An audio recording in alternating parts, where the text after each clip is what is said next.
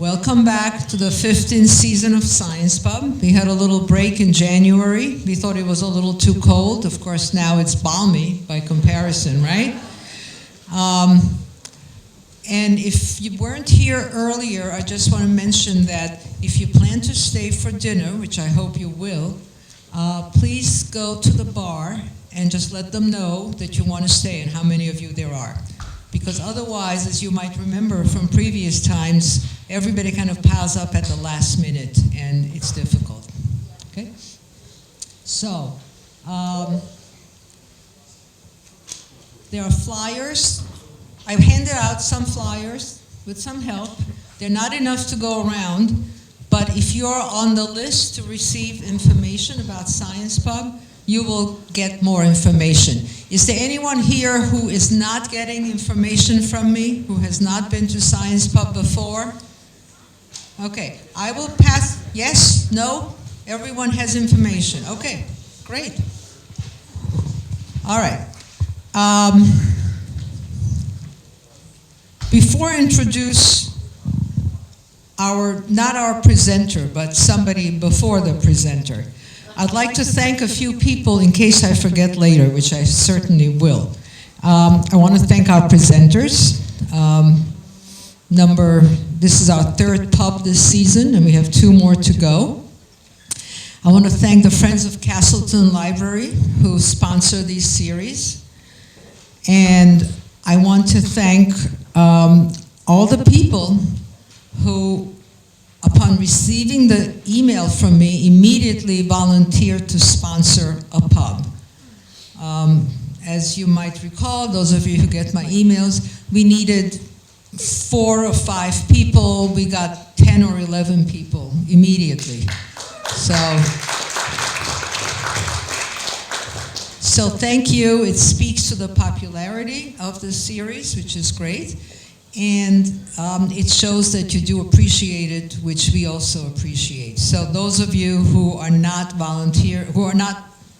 who got on the list after the first 5, you'll sponsor pubs next season. Okay.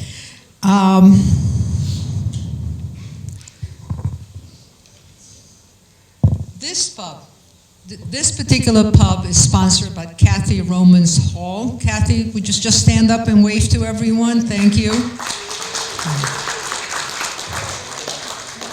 And last month's pub was sponsored by my husband Ted and me. And most importantly, I want to thank our host, Bommelson Lodge, because they are our most wonderful hosts. It's a great space. The food is delicious and sort of reasonable compared to what's out there. And they offer us free coffee and tea and water if you're interested. And they're just all around great. So thank you, Bommelson Lodge. And lastly, the weather gods, because we never had to cancel a pub. And I was a little worried today, but it turned out that instead of starting to snow at 3 or 4, it's not going to start till 9 or 10. So you're welcome to stay and enjoy yourselves. Before we have our presentation, I want to ask Joe Mark to come up and tell us the relationship between Trout Unlimited and our speaker. Most of you know Joe Mark, and he's on the board of Trout Unlimited, very involved with it. I've been hearing about it for years, and I myself am anxious to hear more about it. And he will introduce our presenter. So, thank you all.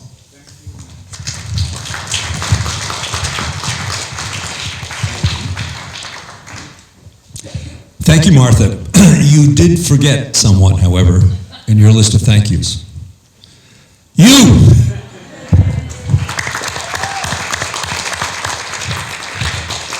I had heard about Science Pub many years ago, read about it. I think it might have originated in France. And I thought, why? That's a great idea. But who's going to do it? And then a few years later, I heard that Martha was initiating the program. I think It's wonderful that you've been doing this, and I know how much time and effort you put into it for half the year, probably longer. I'm going to tell you a little bit about this very young man standing next to me. But first I want to give you some context for his reason for being here. I spent most of my adult life as a member of Trout Unlimited, even though I grew up in New Jersey. And it's an organization I'm very proud of. It started in 1959 by 16 visionary individuals standing on the banks of the Osable River in Michigan. And they wanted to band together to preserve, protect, and restore cold water fisheries like the Osable. This was 59, and this is before Earth Day and Silent Spring and things that enlightened us, and I think we have a great debt to these individuals. Today, Trout Unlimited spans the country. It has about 300,000 members in 400 chapters in virtually every state. In Vermont, we boast 6 chapters, which is more than the number of school districts the governor has proposed. Our chapter, I'm on the board of the Southwestern Vermont chapter, has for many years done small projects trying to improve stream habitat, tree plantings, removing barriers to passage, etc. But a few years ago, we learned that there was a new Trout Unlimited program called the Home Rivers Initiative. And this was a breakthrough concept. Instead of being these individual one-off projects, it was asking groups, chapters, states to commit to a sustained effort focused on a particularly important waterway. We decided we were interested in that as a chapter, and when we looked into it, we realized it was ambitious, it was going to be expensive, it was requiring a multi-year commitment, lots of dollars, and what would be called a watershed focus, not simply on the individual stream, but on everything that feeds into it. Nonetheless, we decided to proceed. We discovered that even before you could seriously apply, you had to put up the money that would allow you to do this for at least 3 years, hopefully longer. For us, that was going to be $150,000. And we have a small chapter, and we're poor, so that was beyond our reach. Thankfully, the Battenkill River, which was going to be our focus, is loved by many. And there are 2 New York State chapters, much larger than ours, that were willing to join us. And together, the 3 of us formed a steering committee, submitted a successful application, raised that $150,000, and hired Jacob Fetterman to lead, to design, plan, and lead this project. Thank you, Jacob. We have had many, many different types of science pub programs. Some have been very abstract, focused on distant things, far galaxies, Einsteinian physics. Others have been concrete and local. We've talked about loons, we've talked about heat pumps. Jacob's presentation is in the category of the latter. There are ways in which we can all become involved in participating in, supporting, and helping with the work that he does. And I hope that some of you will seriously consider that.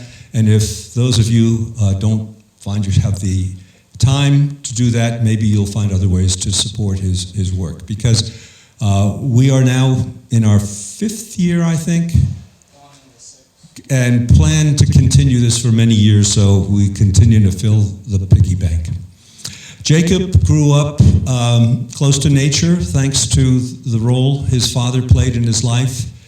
He loved the outdoors and discovered a passion for conservation early on. He went to Lock Haven University where he majored in biology. He was also an accomplished student athlete, 3-time academic All-American.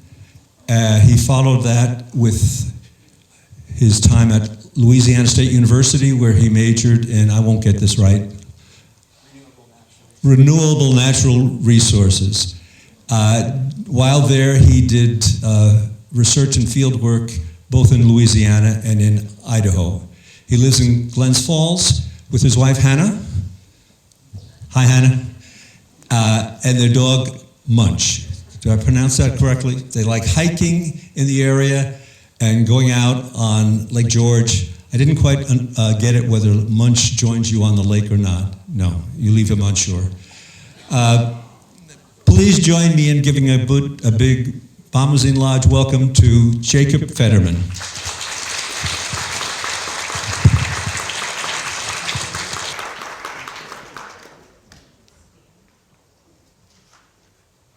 I'm going to give this a try. Can everyone hear me all right? All right. So thank you very much, Joe, for that introduction, and thank you, Martha, for inviting me to be here this evening. And thank all of you for coming out to hear what I have to say. So I'm very happy to share more with you about the science behind river restoration and specifically how it's applied to the work that Trout Unlimited has been doing in the Battenkill watershed. So first, you hear Trout Unlimited, you gotta figure that the science behind what we're doing relates to trout. So what do trout need to survive? For humans and most living things, we know food, water, shelter. So in the case of trout, and the first thing I was trained to think of is cold, clean water. So water quality plays a critical factor in telling us where trout can exist. And particularly, we're thinking about things like the pH of the water, so acidic, basic, somewhere in that kind of 6 to 8 ballpark is kind of preferred, but trout are also pretty resilient to kind of outside of that range. And then other things such as conductivity, I'll get a little bit more into that later on. Nitrates, phosphorus, thinking of runoff, and temperature. So critical temperature. The others, they have some wiggle room around. And next, sorry. So then I also mentioned food.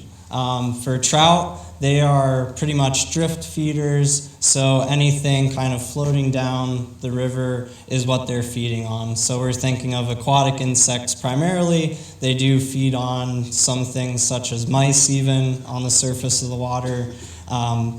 Some years when we have cicadas, as they fall in, they'll even eat something as large as a cicada.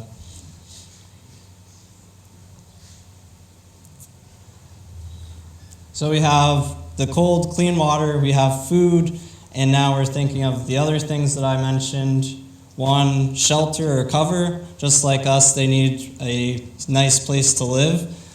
For trout, you may just think that, oh yeah, they just live in the water, but they need somewhere to seek refuge from predators, and also in really high flow events, they need somewhere to escape that high velocity. So in behind structure in the river is where they're going to find refuge from high flow.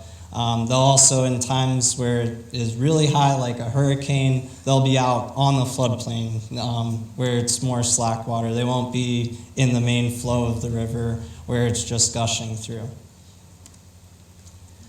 And then the last thing, which you don't necessarily think about with food, water, shelter, is spawning habitat. So to continue their persistence, to maintain populations, they need not just areas where they can spawn, they need access to get there, and then they need the proper gravels to be able to properly incubate, oxygenate, keep their eggs and embryos alive until the point where they can migrate out and start existing on their own. So, kind of tying this into the Battenkill right away, some of you may be aware of previous work in the early to mid-2000s wherein studies were being done to assess why the population in the Battenkill was dropping, why we weren't seeing many kind of mid-sized trout within the river. And through a couple studies, they identified cover habitat as the primary factor limiting the population. And they did some early work to improve cover habitat, and they saw success by doing that. They saw increases in especially that mid-range of trout sizes, kind of like 14 to 16, the range that most anglers have a decent time catching, rather than the largest trout, which were in decent numbers. Those are the tougher ones to catch. So that was sort of the lead-in to wanting to do more. And those early efforts by the Forest Service and Battenkill Watershed Alliance, the chapters saw value in that and wanted to sustain it, which is where we came into what Joe described as the watershed approach that TU takes to all of our restoration work throughout the country. And so this is a very holistic approach. We're kind of taking our first step, assessing the entire watershed's health, and using that to prioritize and hone in on areas where we can have a positive impact on not just a localized population, but the population of trout throughout the whole watershed. And using this watershed approach, there's a protocol that the U.S. Fish and Wildlife Service has put together to look at various parameters that give us that kind of broad view before we could even step foot into the watershed. So this is all stuff that we can collect, all of this data. It's usually publicly available data. You can do it from a desktop in an office. You don't even need to be near the river you're studying. You can collect all this data and start to build up your knowledge and understanding of what's happening on the ground. So the first of the things in this assessment are watershed impoundments. And when you think of impoundments, dams, they not just impact the way that the river flows, it stores water. It doesn't allow that natural movement of sediment through the river. So dams collect a bunch of sediment, and downstream is often starved of some of the nutrients and benefits that that provides by moving throughout the system. And for a fish trying to migrate upstream presents an obvious barrier. It won't be able to go upstream to either get to colder waters or to areas where they'd like to spawn in the fall. Also goes the other way. Trout could swim over a dam, but the chance that they could die or get injured in doing so is pretty high. So in times like winter, fish might actually make a downward migration in order to get to an area of kind of deeper water where they don't need to exert as much energy. In the winter, it may stay a little bit warmer. So they don't just need to move upstream, they also need to be able to move downstream. When you think about connectivity, landscape connectivity, dams aren't the only thing impeding movement of fish throughout a system. We also have areas where roads cross streams and structures are put in that aren't always necessarily conforming to what the stream needs to be able to sustain life in that system. So a lot of times culverts such as this box culvert are put in slightly undersized, and even if it's put in flush with the stream bed downstream, if it's undersized, it's going to kind of funnel that flow when it floods, and it'll be a fire hose coming out the other end. So eventually over time it scours that bed down, and it creates essentially a dam or a waterfall, whatever you'd want to term it, but it creates a barrier to fish nonetheless. And this one, you might say, well, it's maybe a foot drop. It's hard to say just from the picture, but in nature, you might have a foot drop from a log that came across the stream or a natural waterfall that's a foot.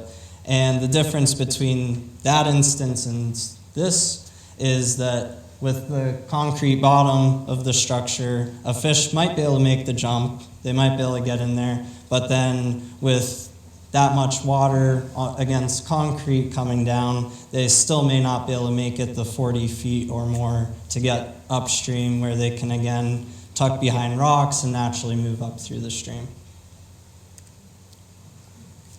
The next few things are all kind of related to the land use around the stream. So this picture is kind of the worst of the worst. The stream is completely denuded of vegetation along its banks, which contributes a lot to the health of that stream reach and downstream. So concentrated flows, we're thinking about kind of focused runoff from the adjacent landscape into the stream. It could be carrying excess sediment, could be carrying excess nutrients, those sorts of things that then are funneled directly into the stream, and sediment could be deposited in a large plume somewhere. That's something I'll get into later on. But also we have the land use change generally. So in this instance, kind of the whole area that flows down into the stream has vegetation, but it's not as beneficial to the stream as a forested landscape. So when you get a large deluge of rain, it'll be sheet flow across that surface, especially kind of in your shoulder months of spring and fall. That runoff is focused right into the stream and could really exacerbate the effect of flooding in an area.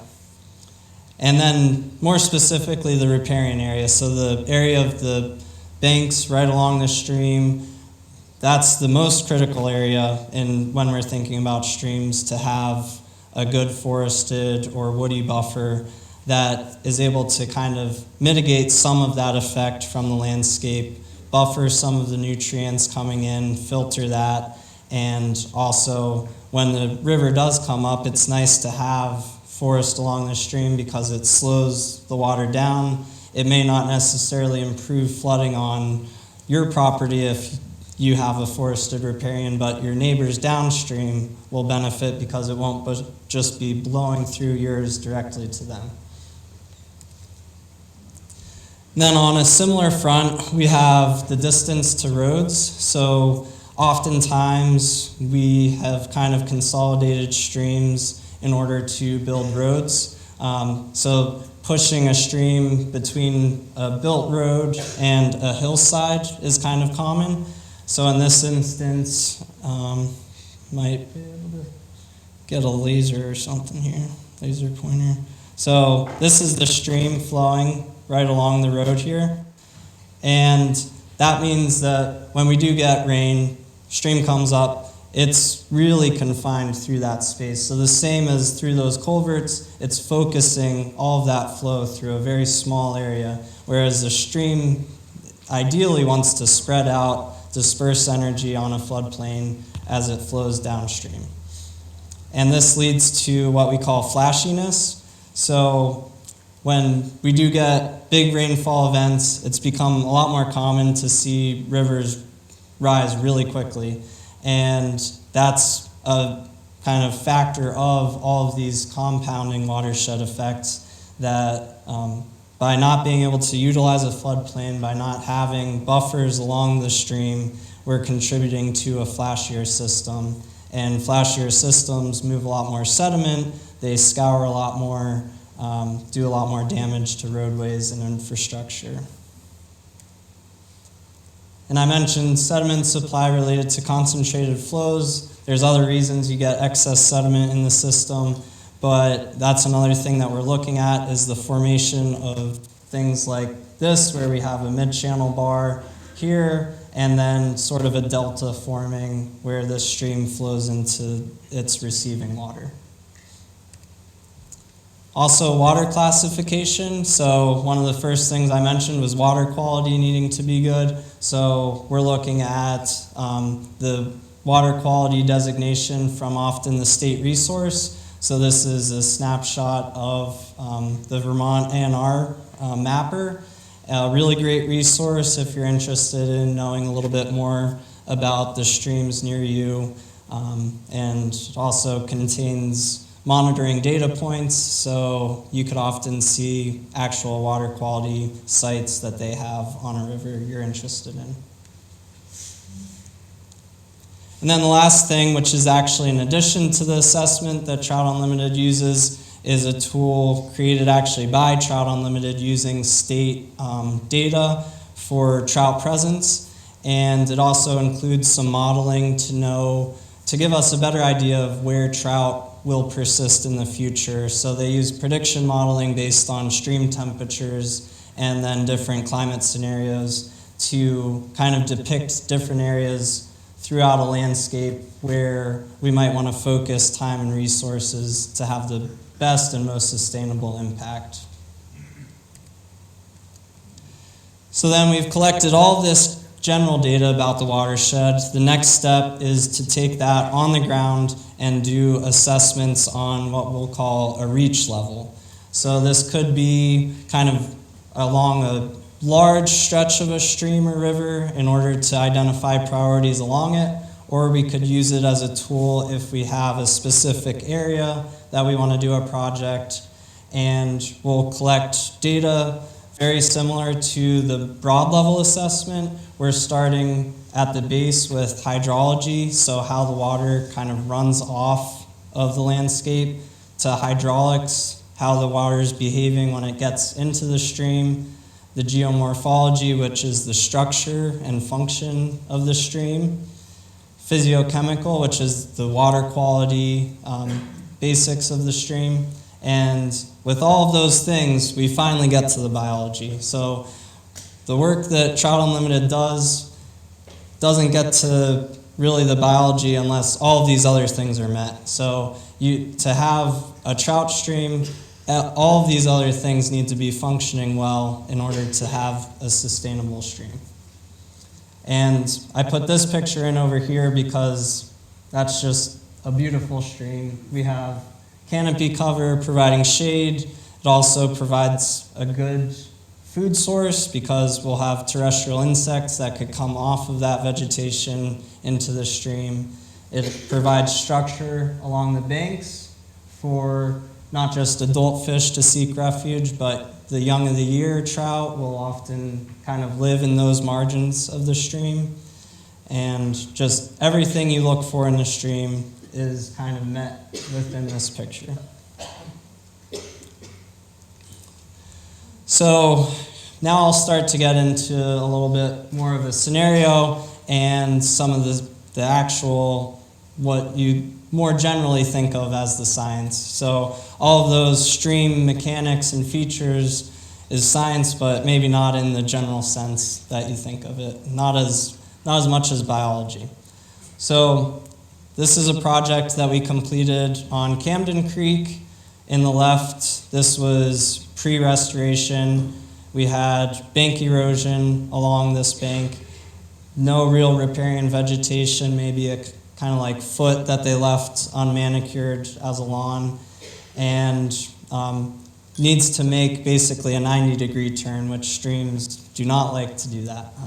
They like to make broad sweeping turns where they can dissipate a lot of energy. When they're forced to make a sharp 90-degree turn, there's a lot of energy trying to make it around that bend. Oftentimes it's going to just keep scouring that bank until it's able to form that broad sweeping bend that it wants to.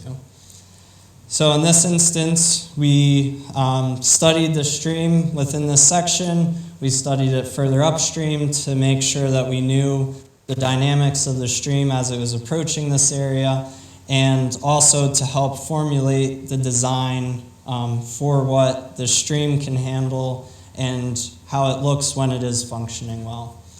So here in the restored reach, you see kind of that more broad sweeping bank, and within just a few years of completing the project, we had done willow staking, planting, and already this buffer in just a few years is really starting to take shape.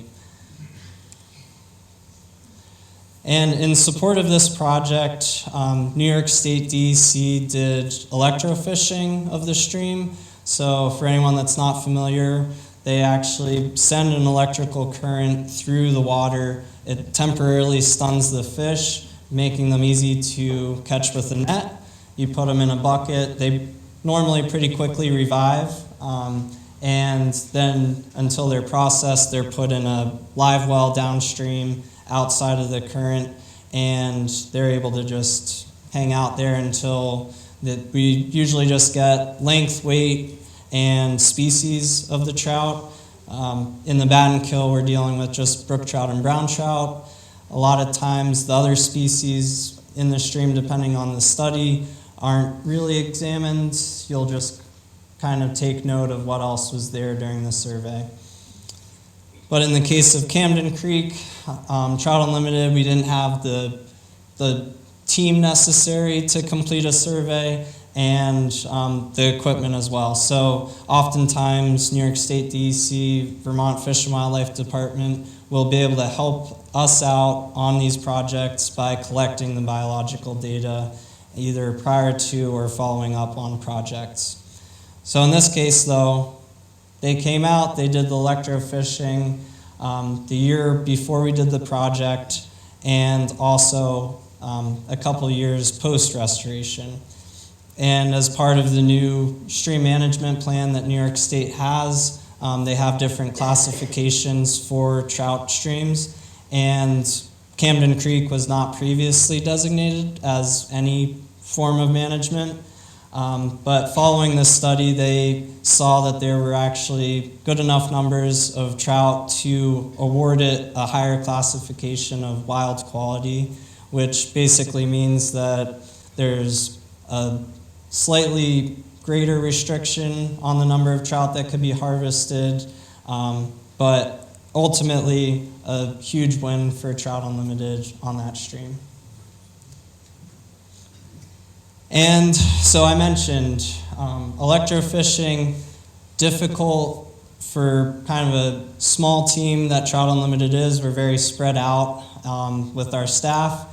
So a way that we could substitute having electrofishing data is for oftentimes myself to go out with a volunteer on the bank and complete what's called a snorkel survey. And so I'll work my way up through the stream and call out to the volunteer along with me what I'm seeing. So as you snorkel, you could actually get pretty close to trout before they'll spook away.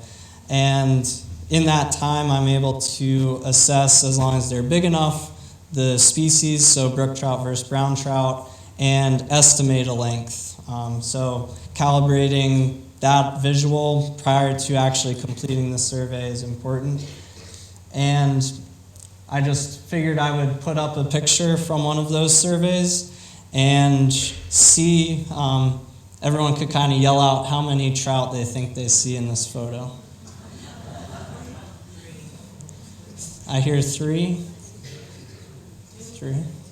2, 4, okay. So that's probably the most obvious.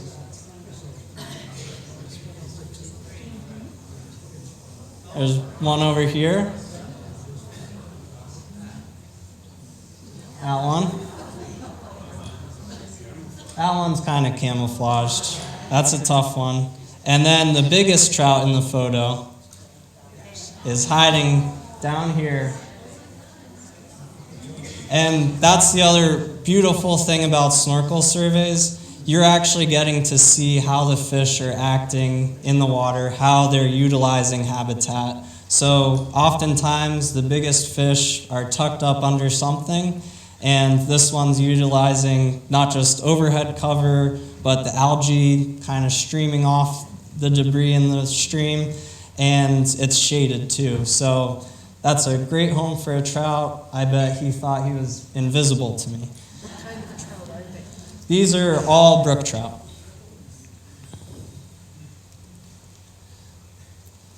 So I mentioned aquatic connectivity, And this is an example just because I had it ready from a previous presentation for Lake George.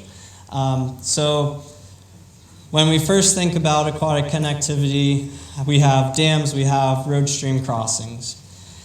To know if a stream crossing is a barrier to trout movement, to aquatic organism passage, we can't just rely on what the mapping shows. So like this map, tons of points throughout the basin that show where streams and roads intersect.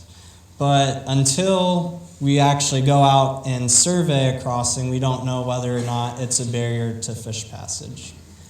So Trout Unlimited uses, in a lot of cases outside of Vermont and a couple of other New England states, what's called the Northeast Aquatic Connectivity Collaborative, acronym NAC, survey assessment protocol, and their database to collect all of this information.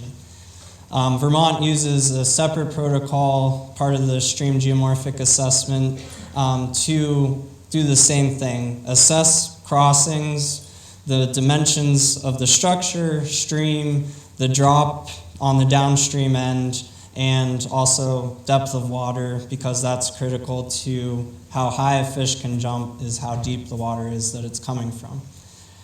And ultimately, the product is a database of information on all of these crossings that ultimately provide an assessment or evaluation of how much of a barrier is this to fish and other aquatic organisms moving throughout the stream.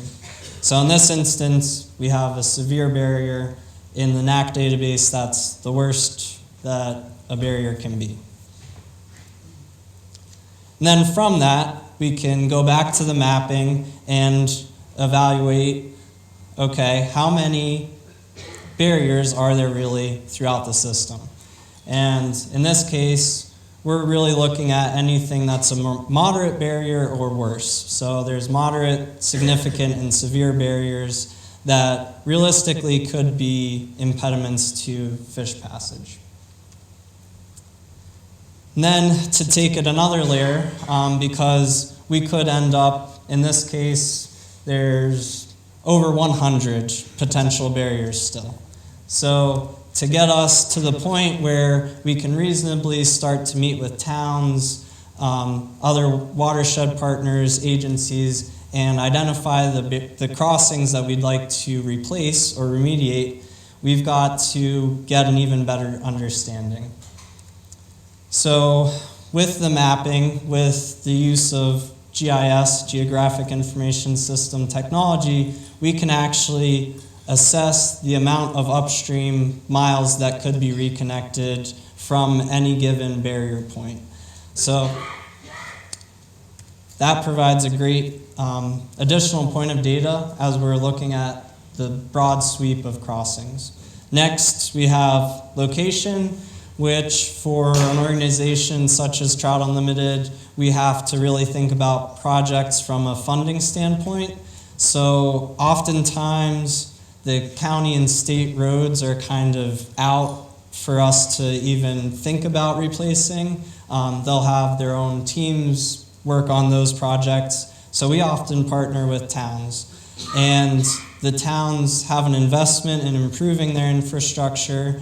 They often could provide some resources, which we call match towards a project, so that when we go out and apply for grants, we have some local match that we could include in order to turn their $20,000 contribution into a $200,000 grant.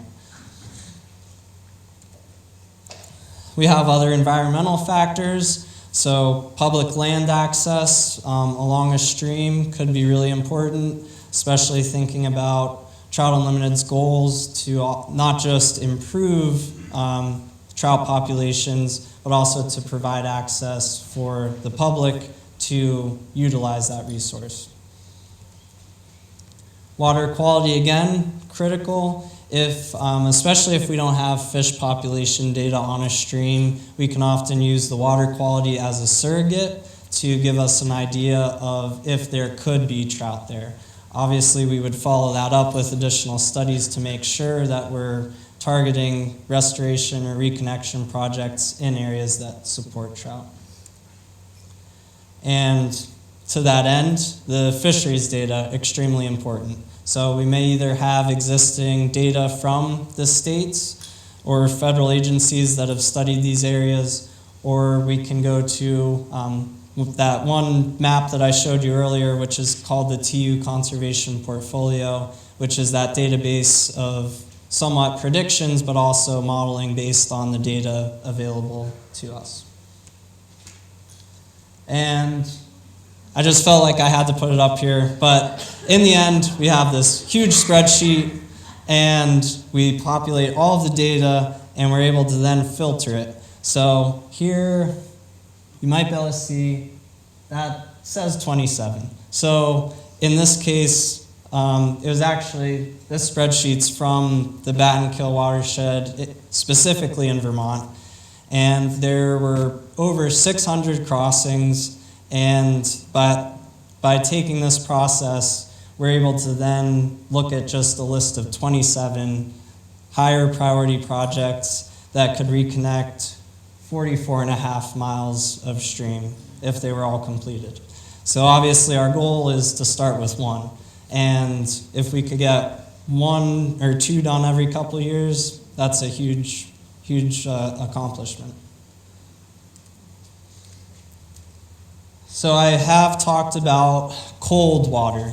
So temperature monitoring is critical in our work at Trout Unlimited, and thanks to the chapter's support for years even prior to me starting in 2019, the chapters and state agencies have been collecting temperature data on the Battenkill, on the tributaries, to inform future restoration work and establish that long-term database that's really useful in terms of understanding the longevity and the future of the Battenkill as a cold water resource.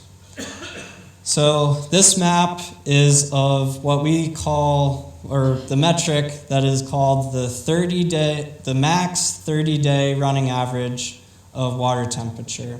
So from the period of June 1st to September 15th, which is a time frame we really look at for water temperature in terms of thermal stress. So trout really like to be in kind of a 55 to 65 degree Fahrenheit temperature range.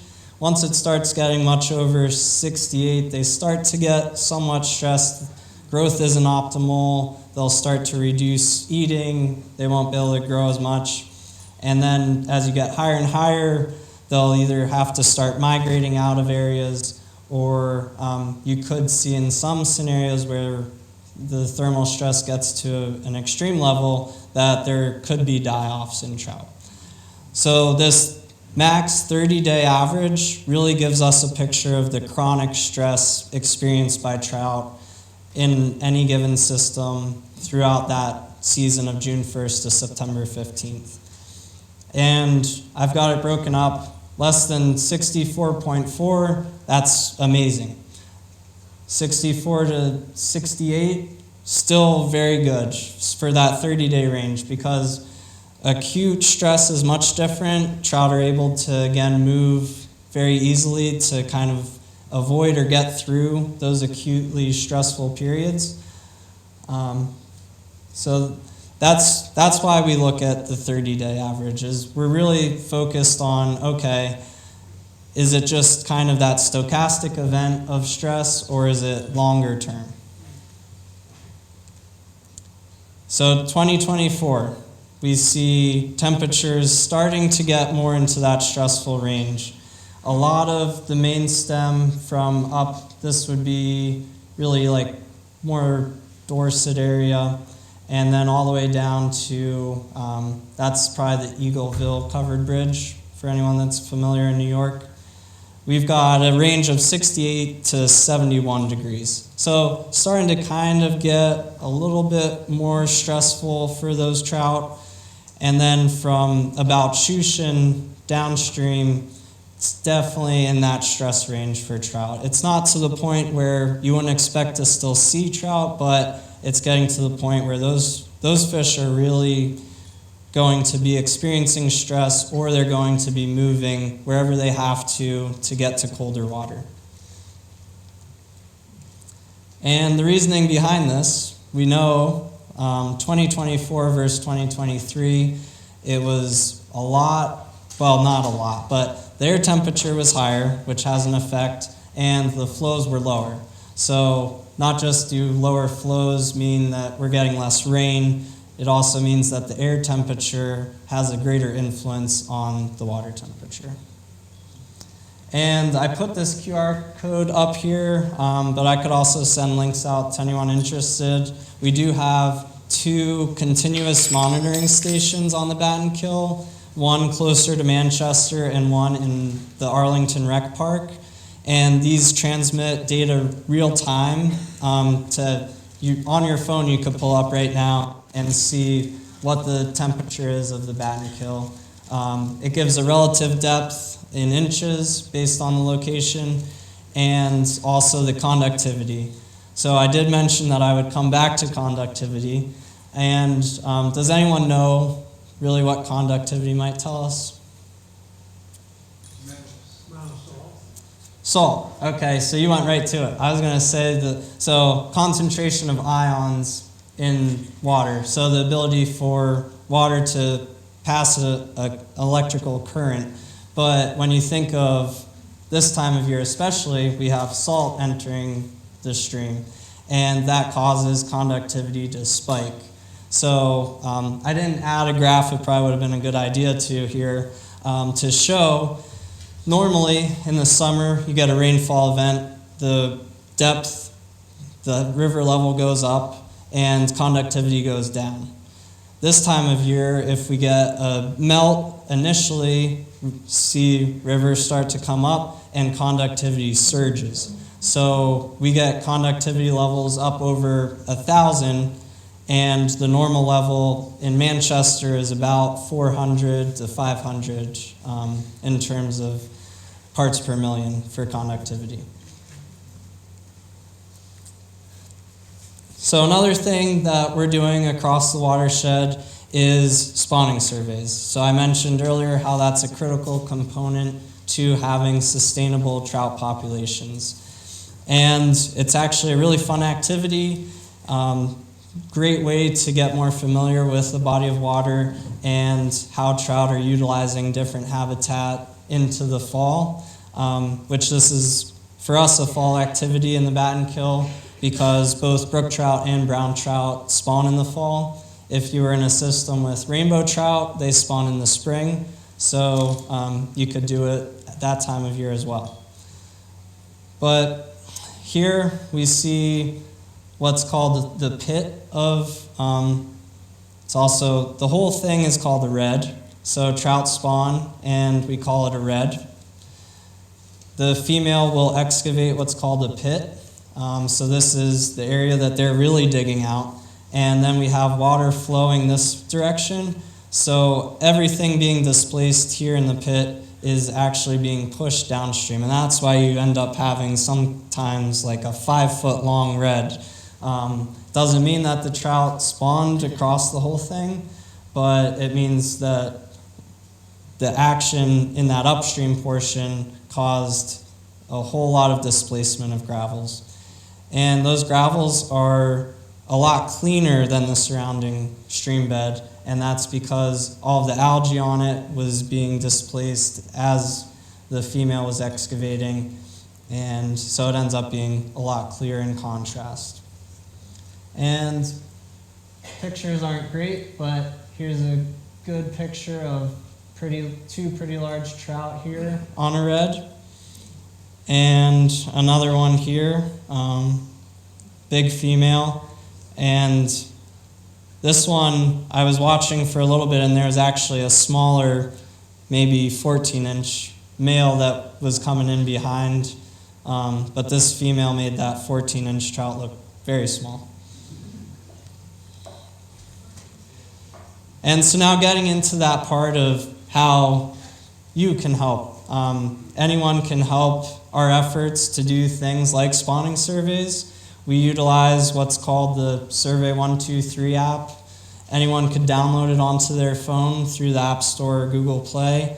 And if you would scan this QR code, it imports our survey into your phone, and you can go out, be a citizen scientist, collect data on any stream, anywhere, and it'll show up on this map that's publicly available. And then if you're working in an area like the Bat and Kill, that'll be data that's used by Trout Unlimited in order to help prioritize projects. And it could also lead to interest in other areas. You could start building out a data set for a watershed where Trout Unlimited may not already be active.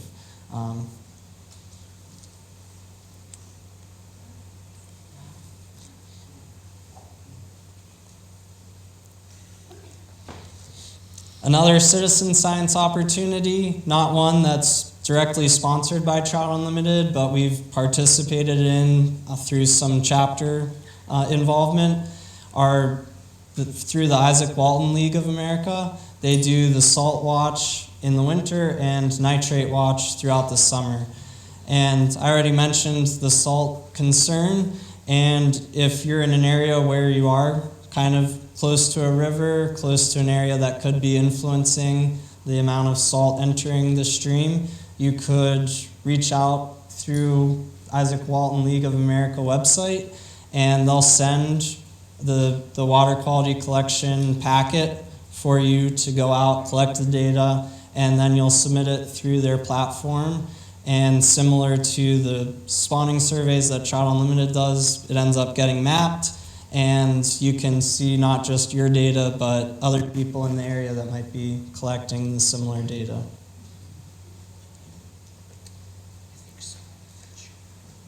And another one, another tool that utilizes that Survey 123 app is what's called the Rivers Survey, which stands for Rivers Inventory by Volunteers for Effective Restoration Strategies. And yeah, it's a mouthful. So this tool you can use similar to the red surveys. Basically, you could go out to a stream near you, one that you care about, one that you want to learn more about, and start a survey, walk a length of stream, and as you go, you're just kind of documenting what you're seeing. So if there's something like this, a potential barrier to fish movement, you can map that. If it's not one that's been surveyed and in one of the either NAC or state databases, that's a way for Trout Unlimited to see, okay, well, there's a barrier flagged here that we didn't know about, and that's just all part of that running database that allows us to really see that landscape view of a watershed and appropriately prioritize our work. And I wasn't sure if I'd have enough time to cover anything else, so I threw this in here. But if there's time and interest in hearing me a little bit more, I do have some more pictures of restoration projects. Up to you, Monica.